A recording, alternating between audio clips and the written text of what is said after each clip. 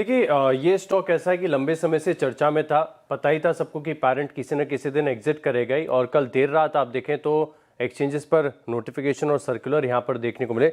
अब दरअसल क्या है पूरा ट्रांजैक्शन, क्या है पूरी खबर, इसे समझ लेते हैं। और नोवार्टिस इंडिया में 70.68% यानी आप 71% राउंड फिगर समझ सकते हैं अपनी जो हिस्सेदारी है, जो इनके पेरेंट कंपनी नोवार्टिस एजी, ये क्रिस कैपिटल को बेचेंगी। और करीब करीब आप देखें तो 860 रुपये 64 पैसे के भाव पर ओपन ऑफर आएगा।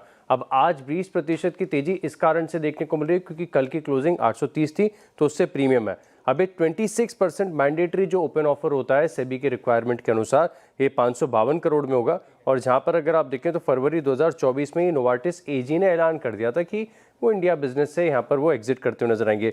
लेकिन अब इस डील के पूरे मैट्रिक्स आपके सामने रख देता हूँ। 70.68% हिस्सेदारी जो है इसकी करीब करीब 1446, और वैल्यूएशन के लिए आज से आप देखें तो इसका 14 to 15 टाइम्स का एबिटा के मल्टीपल पर ये वैल्यूएशन यहाँ पर देखने को मिल रही है। लेकिन नोवार्टिस की जो इंडिया की प्रेजेंस है बहुत पुरानी है, बहुत तगड़ी प्रेजेंस देखने को मिलती है।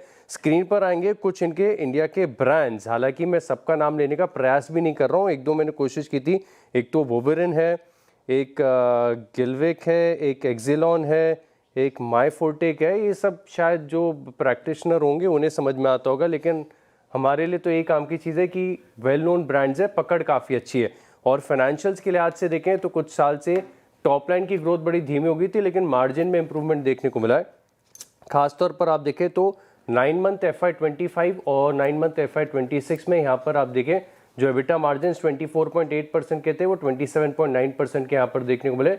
मुनाफे में और रेवेन्यू में हालांकि इतनी बड़ी बढ़त नहीं देखने को मिली है, तो यहाँ पर ये खास रहेगा। इसके अलावा अगर आप देखें तो करीब करीब सबसे ज़्यादा नोवार्टिस चर्चा में भी रहा, रिकमेंडेशन भी बीसी के चलते रहा लोगों के, क्योंकि इसके पास कैश बड़ा सिग्निफिकेंट है।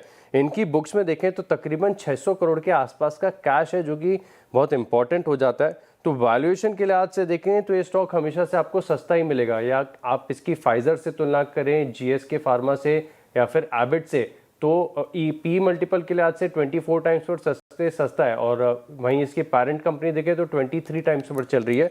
तो यही एक इंडिया की MNC फार्मा कंपनी जो वैल्यूएशन के लिहाज से इतनी सस्ती है। तो आगे देखना होगा, हालांकि आज ओपन ऑफर ऊंचे भाव पर आए, इसके चलते बड़ा मूव है।